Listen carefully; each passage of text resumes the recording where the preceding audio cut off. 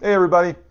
Today I'm going to do a little bit of a deep dive into axe wedge shaping and how you get what comes with the Handle Maker series and how to shape that down into something that's going to fit really nicely for you. So we got ourselves a handle. We have already fit our head to this. We are ready to go. This is Edith. If you go to the website, stumptownaxes.com, or I think even in the store here, you can purchase one of these. It's a 28-inch French curve, my take on a French curve. I think a beautiful handle. But every handle comes with a blank wedge. It's a little oversized, and you're going to want to shape it down. A lot of people jam just whatever wedge they have in, kind of fit afterwards. That's not my preferred technique, and so I'm going to dive into a little bit of what I do to prep a wedge and a little bit of what I do to prep a tongue to receive your wedge and have a great hold on the project. So we have our fitted tongue, and we know we have a good fit here, and I'm not going to cover fit on this video. I'll do it on others. But just one thing, after we cut a kerf, a tip I've learned from Josh at Axe Yankee on Instagram was I like to just sand just this edge, so when this wedge starts going in, it's not getting pinched off or scraping. You're not hitting up resistance on just the lip. So just taking just a little bit of sandpaper to take off the edge of the tongue is gonna make it fit up really nicely. As I talked about before, a lot of wedges come oversized and require you to do a little shaping to really maximize the fit on the install.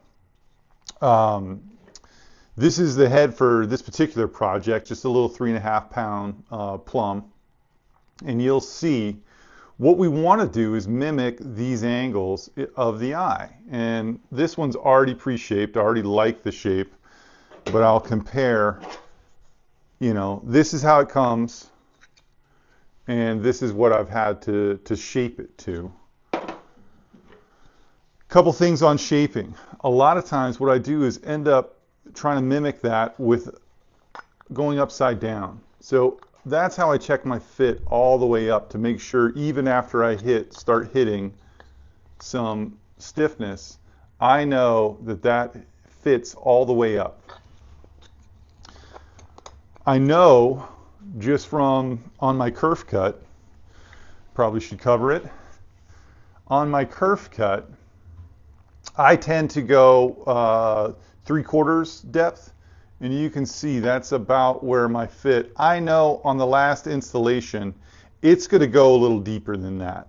So it won't be quite 3/4. It's probably going to be, a 2/3 depth, somewhere in between there. But I know that roughly comes, that's 3/4 of the way down. So on a dry fit up here, I want to be able to kind of be able to force it down about halfway and start getting some strain front to back, but I want to see that I don't have a bunch coming from above, right? I don't have a bunch of material that's going to prevent. So when I really start jamming it in there, it's going to compress in there. So not only am I getting expansion from the sides, but I'm holding that wedge in there front to back as well. I can test that. So I gave it a little tap, come out. I know it's that depth, boom. So I know I'm about halfway as it sits right there. A couple other things. So for me, I've settled on a boiled linseed oil based wax. And that's what I like to coat my wedges with. That does help it with the drive, initial drive. I get better depth with that. And it also conditions the inside of the kerf too, to help with that kind of moisture resistance that goes in there.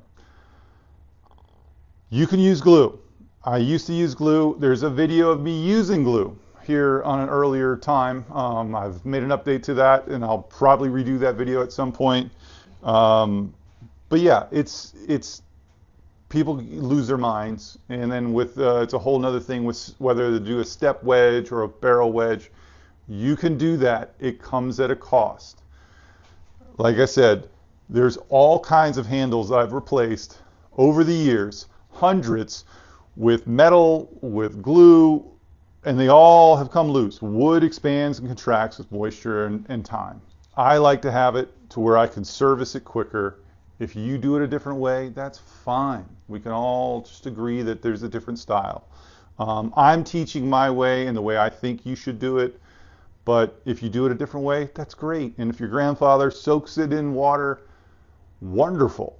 I'm glad it worked for him. And if you want to sell his axe, give me a message. Another point I wanted to make with as you fit up, everyone's going to fit up slightly different. You can see here I got a nice even spacing on the tongue to the eye, right? So I know this is a fairly symmetrical install here.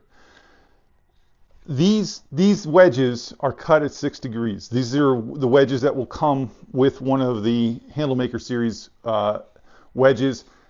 Every company's a little different, or if you're making your own, maybe it's a little fatter. If you find that like, oh man, I removed a ton of material in my tongue and the gap here is quite a bit to make up, all you're going to do is cut from the bottom of this wedge. So if you're cutting from the bottom of the wedge and that's where you're starting, you're obviously getting to the bigger meat of it. So a lot of people kind of, just go with, well, hey, this is how it comes, so I think I need to leave it this way. That's not necessarily the case. I tend to remove less material. You're going to want to chamfer this edge. So when you're striking it, we're not going to have some splitting. We've marked here, and you've probably seen, if you've seen some of the other videos, what my depth on this is. Here, let me go back. So I got my depth marked here, and you can see I still have a little bit of play there because, it depends on how it fits up, whether you need it or not. For the most part, this looks like a smooth fit. Another thing you should do as you prep your kerf, I like to use just this tool. It's just a Stanley. It's essentially just holds a hacksaw blade. And you can get that down in there and run it, and that actually cleans up the kerf a little bit. If you're getting some other, compression up a little bit higher somewhere in your tongue, and that can help with install where it flows a little bit better. With wedges, I like a little bit of a rough finish on the wedge. On the forward and trailing edges, I actually like them to be smooth, so it as that compression from front to back kind of goes in, we have a nice slide. But I want some hold on the sides. So shape that wedge. It's going to give you a better result. It's going to last longer. Experiment with it. I like to leave these long also. That's why I ship them a little bit longer than you'll probably need. That way if you mess up, you got a little meat to pull it back out with. Not a big deal. If you need a bigger wedge because you remove too much material, you're just starting at a higher point. Just cut off this bottom and you're getting to more meat on the way up, and it shouldn't be a problem. I hope this helps. Comment below if you have more detailed questions or you didn't quite understand something I was going through. And I normally try and get back to those pretty quickly. And yeah, go check out the Handle Maker series if you want a handle. I have 2 models, Matilda and Edith.